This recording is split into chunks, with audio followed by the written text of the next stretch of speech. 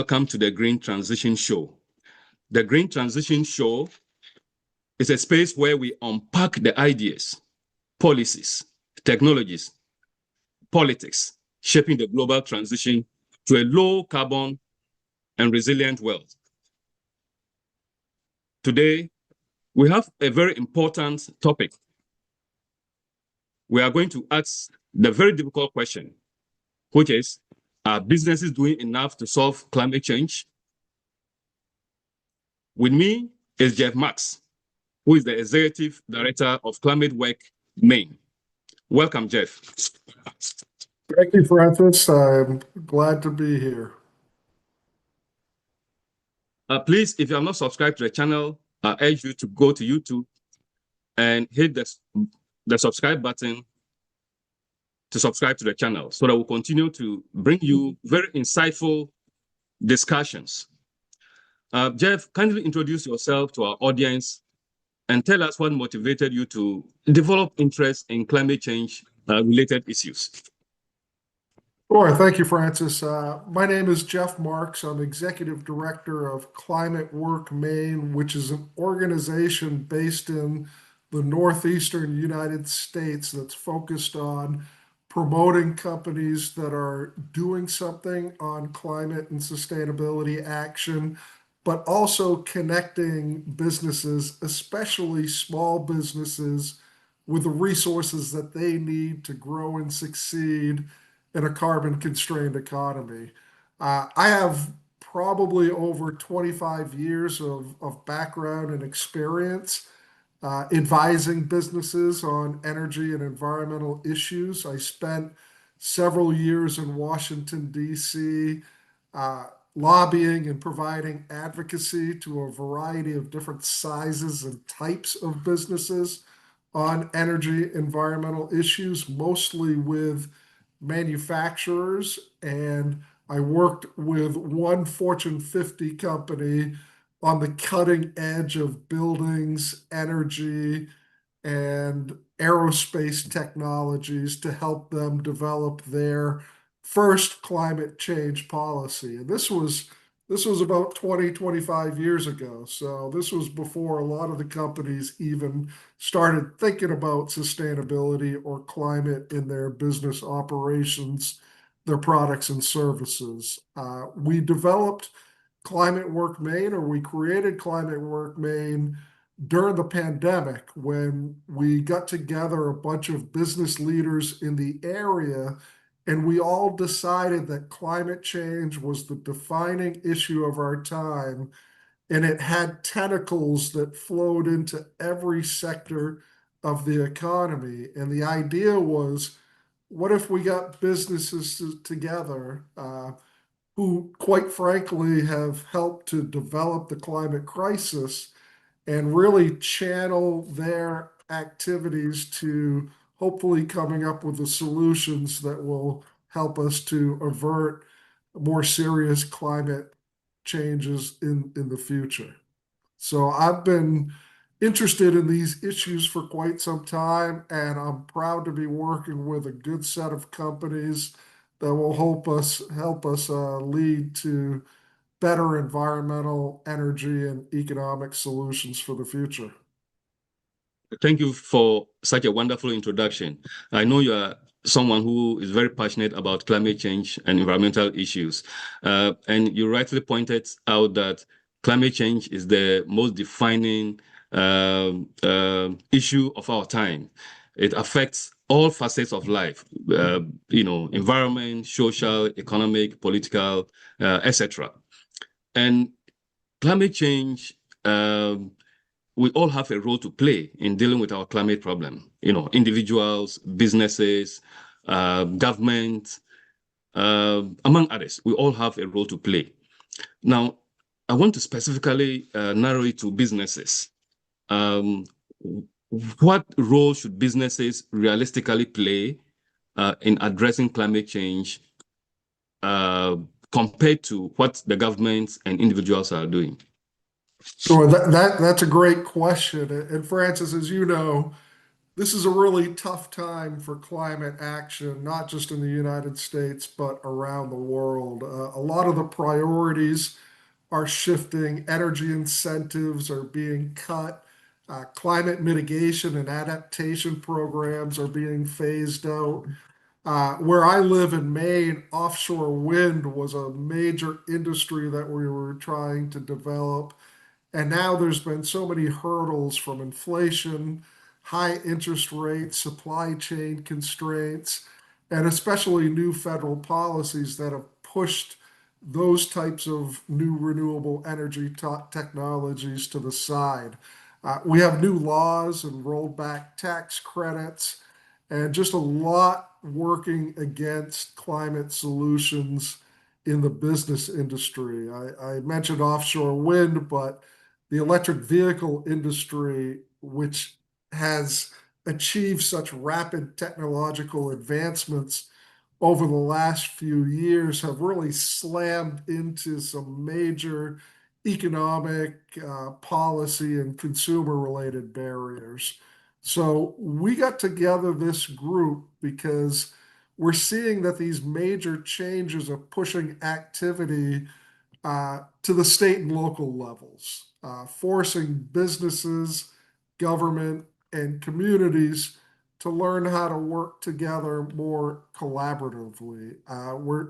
We think even though a lot of governments are stepping back on more stringent climate policies and mandates, the world is already on this irreversible path to cleaner energy and more sustainable practices. So while the momentum on the government level might be faltering, the progress in the business community continues. And I think this constituency, the business community, is pretty well equipped to identify challenges and capture opportunities to build a more sustainable economy going forward. So here in Maine, this part of the US, we're helping Maine businesses grow and succeed in a carbon constrained economy. And we're doing this by helping businesses access different resources,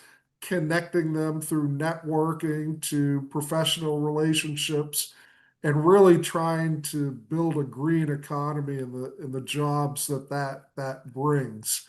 Really, the bottom line is over the last century, businesses have been the primary reason in creating the climate crisis. But fortunately, the business community is the one constituency that has the power and the innovation to combat that same crisis. Governments, environmental NGOs, and individuals are still very important, but I think business action on climate is going to be absolutely critical. If you are listening to us, this is the Green Transition Show with me, Dr. Francis Tuokun. Our guest for today's show is Jeff Marks. Jeff Marks is the Executive Director of Climate Work Maine. Jeff, many businesses have made net zero commitments. Do you see, you are working with many businesses. Do you see these efforts as genuine or they're simply symbolic? That's a tough question, Francis. But I think it really depends on the company. And the question is actually very complex. I saw a recent study that showed that about 13% of companies recently have retreated a bit from their sustainability goals. But the flip side of that is nearly 85% have either held pretty steady or accelerated their commitments. And that shows really a significant level of commitment to meet those sustainability and climate action goals. This concern, and I think you just laid it out, that many corporate pledges may be seen as symbolic to improve their reputations in some way, and they may not appear as genuine as they might sound. But I think at least in our corner of the world, the companies that we're working with, they really are making genuine efforts toward net zero, or at least reducing their emissions from their operations and products as much as they possibly can. There's a lot of factors that will decide whether they're successful in doing this, or if they're just aspirational or improbable. But I think most of the companies that we work with, at least, have genuine expectations and goals that they will succeed. But there's a lot of headwind from public policy and in the markets and what consumers are thinking. It's a bit of a landmine for companies who have set these strong goals. And but I do think they're genuine, but the success remains to be seen. Okay. So for someone who may not have expertise on the environment or climate change, uh, how will that person distinguish between a real climate action and then greenwashing among businesses? Also a good question. Look, our last few years have been the hottest ever. We've had heat waves and wildfires across our continents, storms, floods, billion-dollar disasters are becoming the norm everywhere. And the world is burning. And while climate scientists and advocates are sounding the alarm, some in the business community are staying a bit quiet, even those that might hold the keys to the solutions that we need. So, from what I can tell, more businesses are talking about climate change in their boardrooms across America, but others are. You mentioned greenwashing. There's something out there called green hushing, by which companies they keep their corporate mouths shut about their environmental goals and action out of fear of public and political backlash. In my opinion, I think these companies should be, shouting their environmental values from their rooftops. But instead, companies are keeping their heads down to avoid disapproval by far right politicians who are devoted more to fossil fuels instead of embracing solar, wind, and other renewables. So this idea of green hushing is actually the opposite of greenwashing companies. Those are the ones that hype up and spin their sustainability goals when in real life they can't or they don't have the ability to achieve those goals.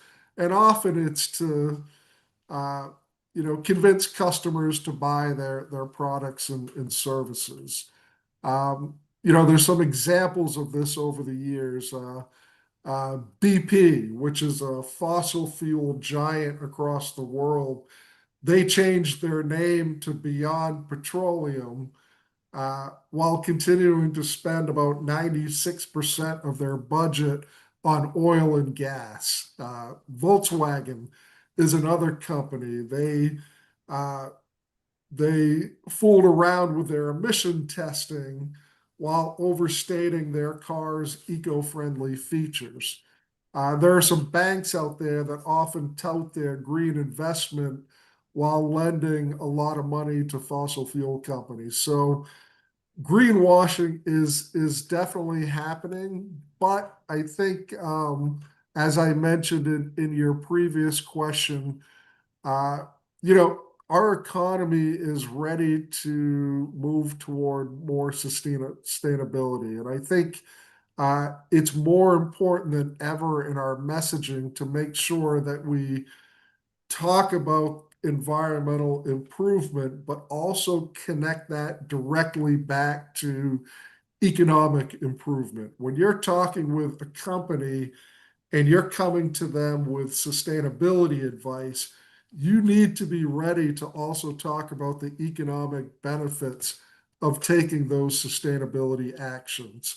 Companies would love to be more green, but they also want to make money and they want to save money. And if you can't connect that sustainability initiative to a better bottom line at that company, you're going to have a difficult time convincing those in authority in businesses to make a certain move. So we are fortunate, or at least I am fortunate, to work with a lot of companies that are walking the walk. They're not just talking about environmental sustainability, they're doing it. They're doing it in their operations, they're doing it in the products and services that they offer, and they're doing it in the projects that they're engaged in at different levels. So it's definitely an issue, but you need to look closely at each initiative and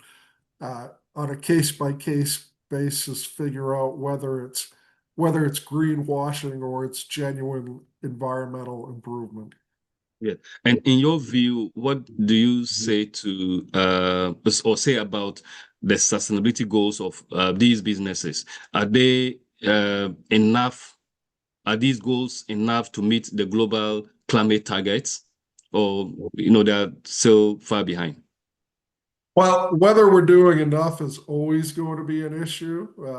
We're never doing enough. There's always something else that we can do. And the challenges can be, quite frankly, Francis, pretty overwhelming, which is why many people kind of shut down when talking about climate change and climate action because they don't believe that they can do anything. The number of companies that have been setting climate targets has really increased over the last decade. But if you take a closer look at them, those corporate sustainability strategies are probably not enough to reach the 1.5 degrees Celsius global warming limit that we're shooting up at from a global level. Most climate strategies have a lot of ambition behind them, but the pledges and the actual activities sometimes are not enough to get the deep decarbonization that we're going to need to make sure that those temperatures stay down. But with that said, every little bit helps. And there really are a lot of companies out there that are doing whatever they can to either reach net zero or neutral carbon in their activities.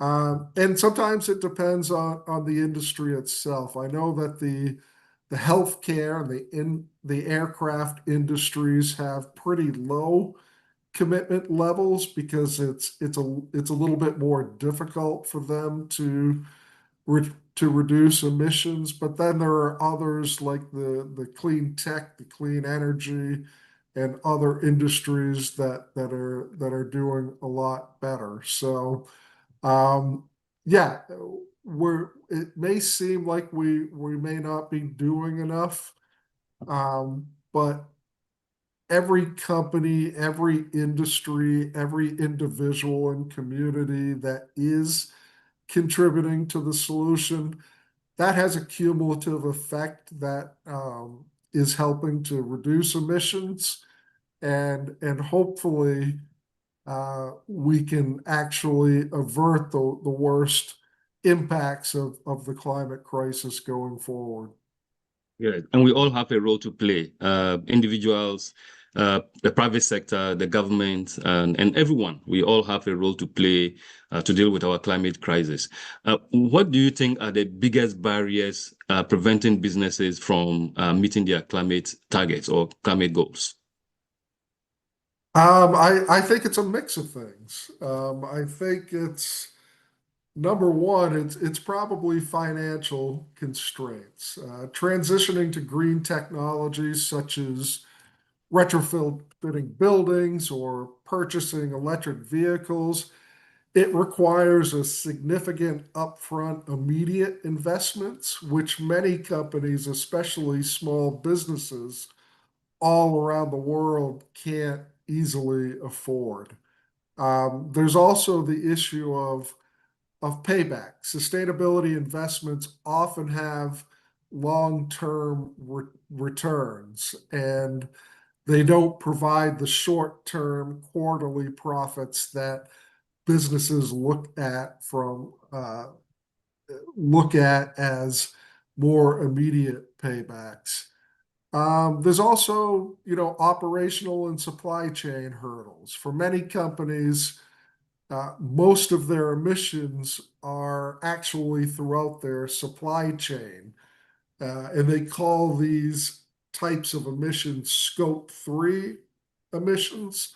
And those are hard to track, measure, and influence because what your supplier is doing, what your vendors are doing, you just don't have that immediate control over those emissions as you would in your own building, in your own vehicle fleet, and your own products.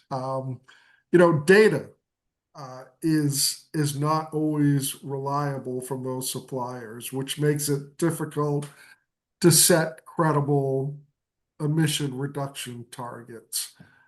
There may be some cultural issues within companies. I think we talked about this a little bit earlier.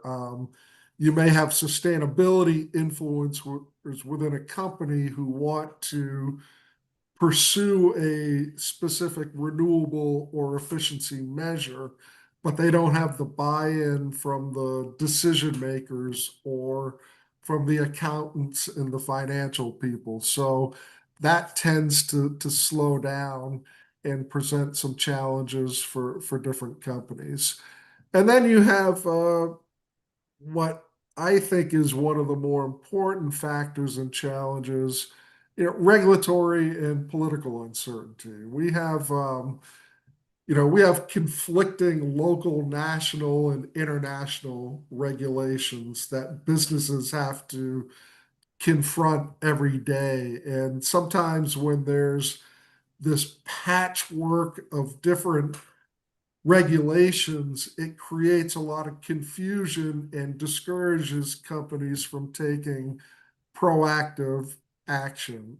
Going back to your earlier question on greenwashing, increased scrutiny has made some companies fear that their climate actions are insufficient or insincere, and that leads to some reputational issues. So that's been an issue. So there's a lot of challenges that and barriers that are preventing companies from taking stronger action, and it's really all of the above, as you mentioned. It's cost, it's regulation, or it's something else. And businesses don't always have the time, the human, the financial resources to be able to do what they need to do to become more sustainable and take climate action within their companies.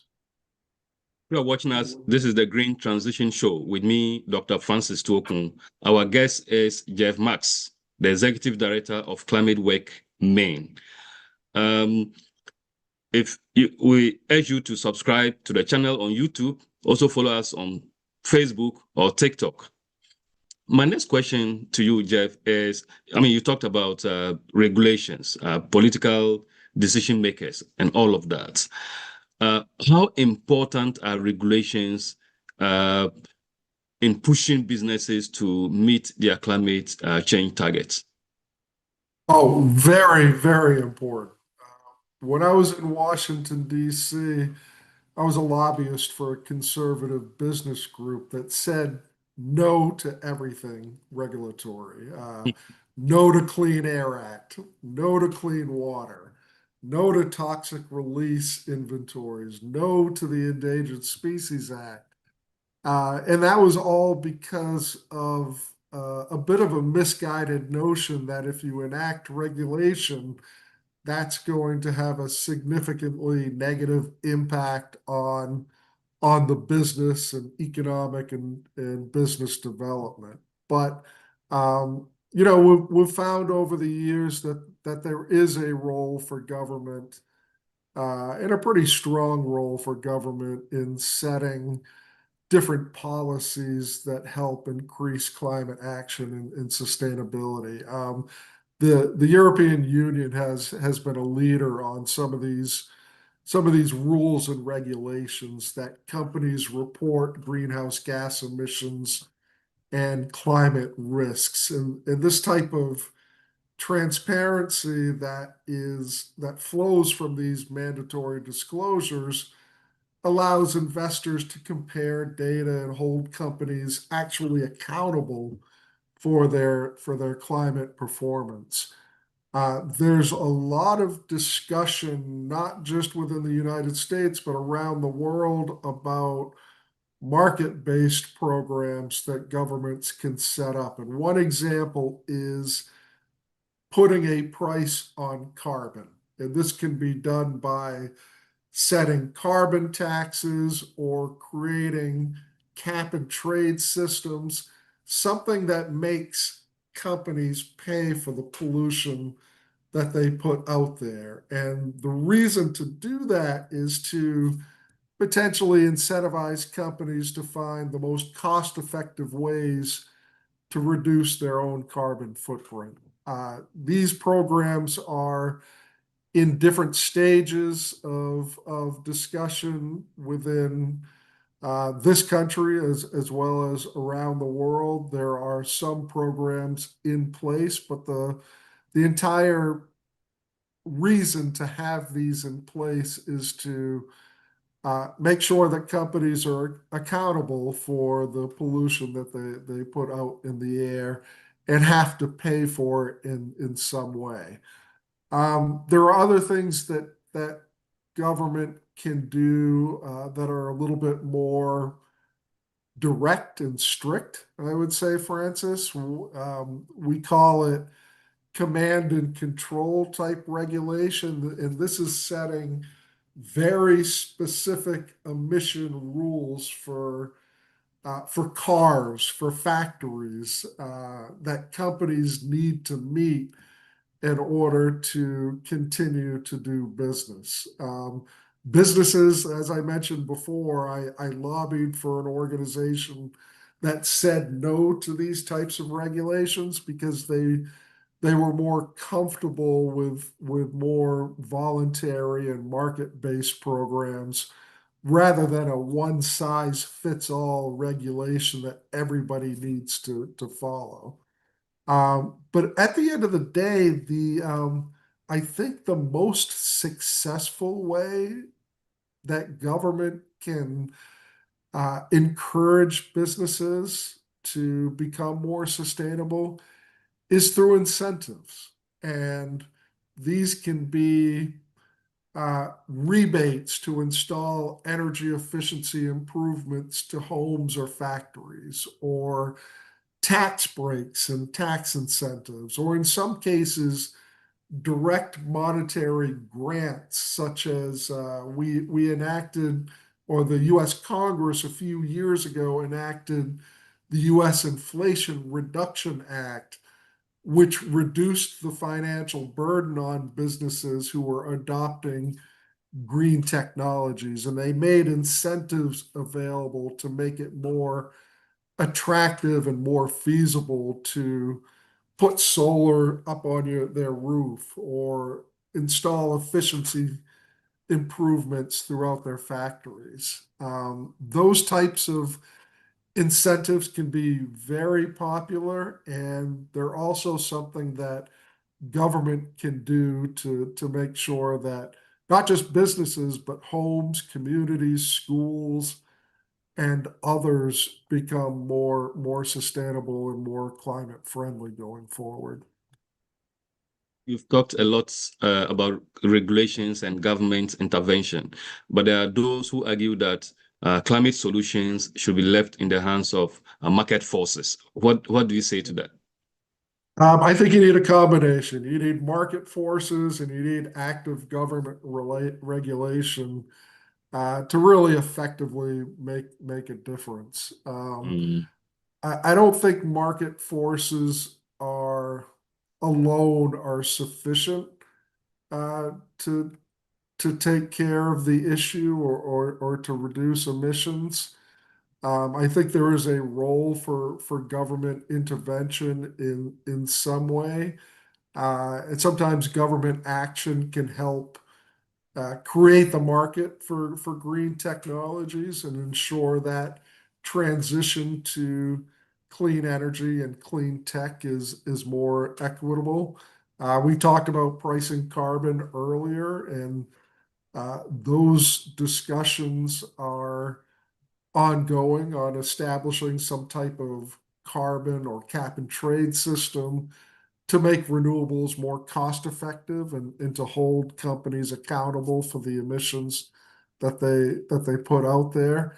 And also, like we talked about with the incentives, some type of public investment from the government to fund the infrastructure we need for a clean economy, like modernization of the electricity grid or providing research and development dollars for emerging technologies such as carbon capture and storage.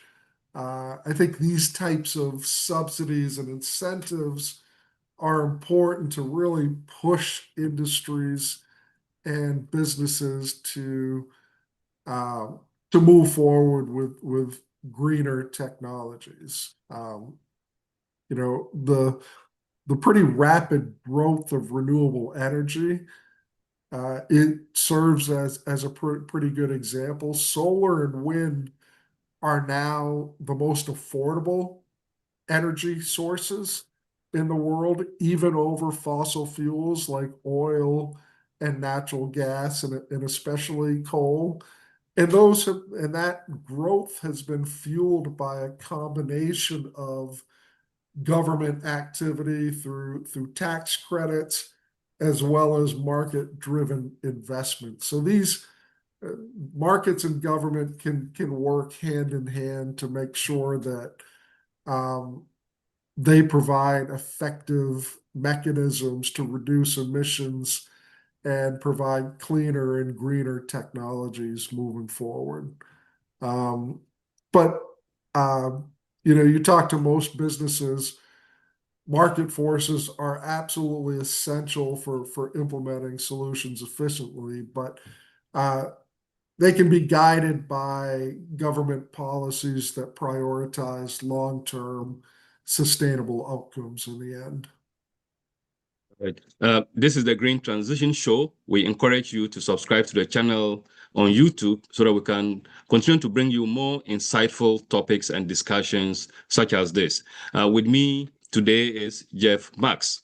Jeff is the Executive Director of Climate Work Maine. You talked, so more often when we talked about businesses, particularly with regards to dealing with our environmental or climate change issues, we tend to focus mostly on large businesses. But Yes. the small and medium enterprises doing enough to deal with our climate problem? What can you give us some practical examples? Yeah, and let me talk about where I live. I live in the state of Maine, which is a small rural state in the northeastern United States. Maine consists of 99% small businesses. These companies are located in communities all over the state in often rural low-income communities.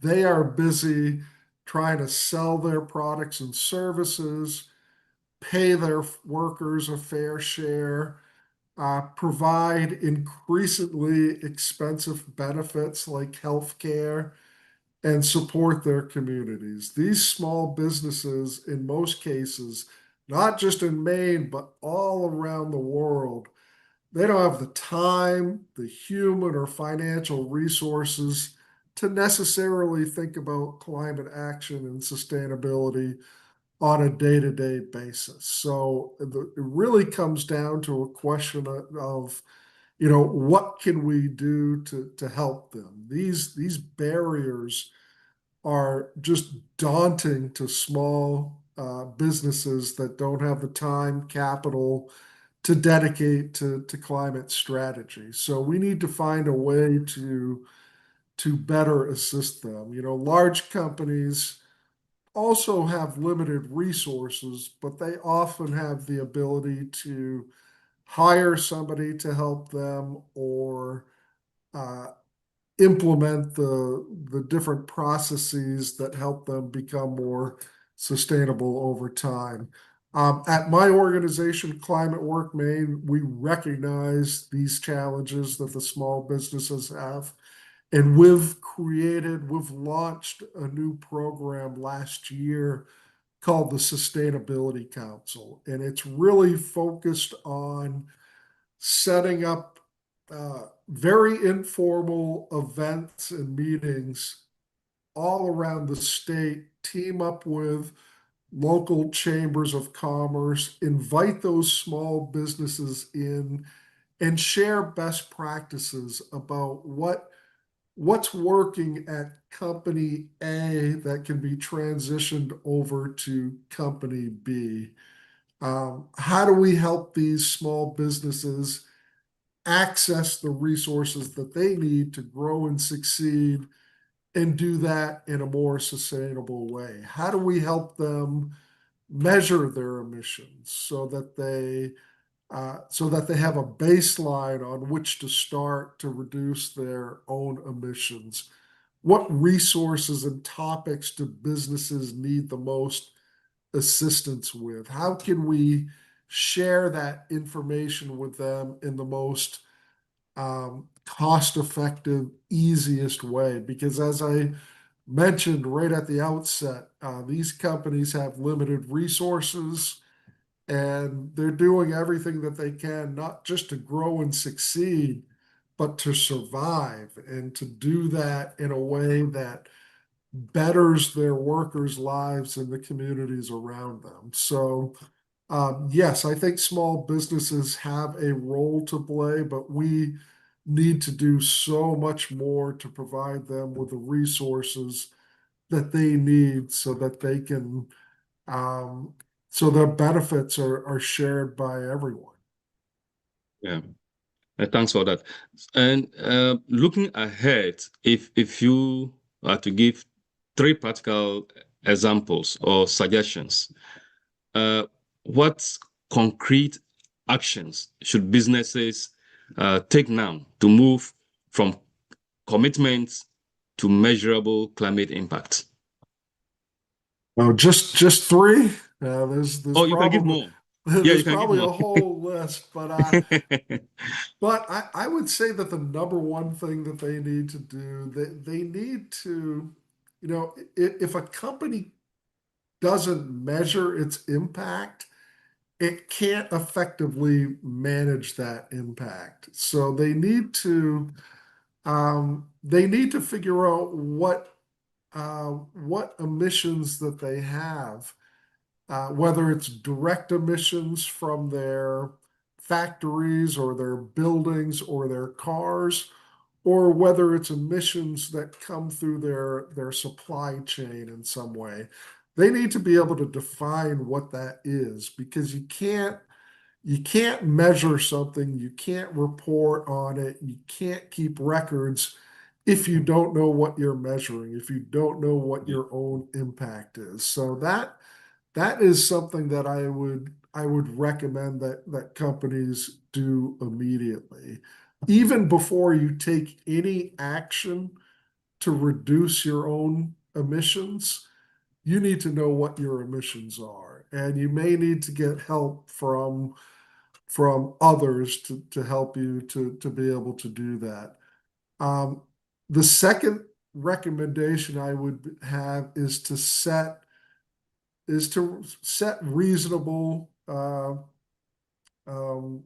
requirements. Don't try to do everything at once. Just focus on one or two things that you can do at your company to be more sustainable. And it can be, installing solar on your roof. It can be weatherizing your buildings or your factories. It could be installing heat pumps and transitioning away from oil boilers. We live in a state where there's a lot of wood products. We are a 90% forested state. So there may be energy options through woody biomass and other things that you can use instead of oil or natural gas. So um, really focus on one or two of those things that you can start doing immediately. And I think the third recommendation that I would have is um, engage your employees and make sure that sustainability and the ethos behind sustainability passes through every level of your company, from the CEO, president, down to the workers. Make sure everybody is aware of the need to be more sustainable and make sure that everybody has the information and the resources that they need to understand what does this company, what does this business contribute to climate change, and what can we do individually through our roles and responsibilities at the company to be able to improve the way that we do things. I think if companies take those three measures, I think they're well on their way to having a full sustainability plan that actually leads to positive impacts later on. Yeah, I agree with you. I agree particularly with the first point that it is important that every business or every organization is able to measure their carbon emissions, because you need to know what your emissions are and then develop strategies based on your emissions. In my previous job in Washington, D.C., I led a huge international NGO to monitor, measure, and track our global carbon footprint, using a centralized tracking system. And in doing so, we became the first international NGO to be able to do that at a global scale. The organization works in over 40 countries, and we're able to monitor all our emissions in the over 40 countries that we worked in. So it's very important. And based on that, we're able to tell which scopes. We have scope 1, scope 2, and scope 3 emissions. You touch on scope 3 emissions. So we're able to know which scope that the emissions were coming from, which of the scopes the emissions were coming from the most, and the strategies we needed to develop to be able to deal with that. Now, at Climate Work Maine, I want us to briefly talk about Climate Work Maine. Are you only working with businesses that are in Maine, or you're open to businesses across the United States? My goal with this organization is to build it into a model that we can replicate and then take on the road to other states. We did some research before creating Climate Work Maine, and we realized that there are no state-based organizations of businesses that are all working together on climate change. And when we talk about climate change, we're not just talking about greenhouse gas emissions from buildings, transportation, and energy. We're talking about economic development. We're talking about workforce development. We're talking about climate migration and the need for affordable housing. We're talking about reducing water use, waste reduction, and all of these things that impact the climate and our economies in various ways. So we started the organization with a business focus, and we do several different things to bring businesses together.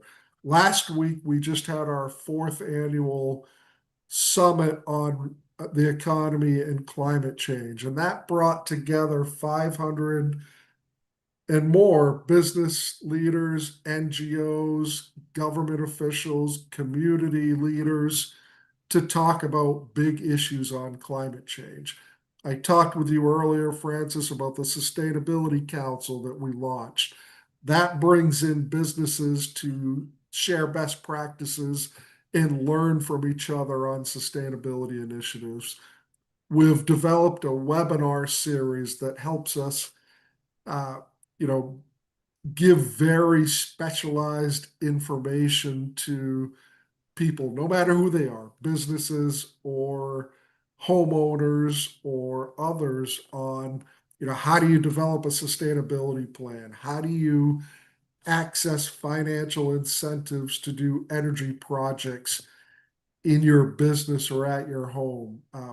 How do you use storytelling techniques to sell your products and services? That's been pretty popular. Our next step, and this goes directly to your question, is how do we build a climate alliance with businesses at the core, but also brings in everybody else who's working on climate, both within the state and throughout the region, throughout the country, throughout the world, so that we're all working more collaboratively and closely to come up with the climate solutions that we're going to need to combat this very important issue. So we are looking to kind of spread our wings and our influence to bring in others in different areas. So viewers, if you are watching us, this is the Green Transition Show. We encourage you to subscribe to the channel, share our page on YouTube with your friends and your family to also subscribe. It is 100% free. You don't have to pay anything. If you have enjoyed the discussion, you can comment and also share feedback with us on the channel. You can also do same on TikTok, or Facebook, or LinkedIn. My guest today is Jeff Marks. Jeff is the Executive Director of Climate Work Maine. Jeff, what are your final words for today's discussion? My final words is, the pendulum of climate priority has swung away, not just in the United States, but I think we're seeing it in other parts of the world. That pendulum of climate action priority is going to swing back at some point, and it's going to swing back fast. And we need to be prepared for it. The climate crisis is not going away. And just because there are other things that are going on in the world, very important things like in the Middle East and homelessness and other issues that are happening around the world.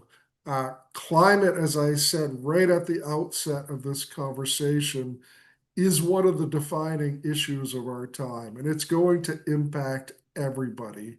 So we need to be prepared for it, and we need to be in a position to lead efforts to come up with solutions. And although I represent the business community, we're going to need to work with NGOs, the general public, and everybody on these issues moving forward. So I appreciate, Francis, you starting this particular podcast, because the information, the experts, the influencers that you're working with, it's going to take all of us working together to make this a better world. And I appreciate your part in doing that.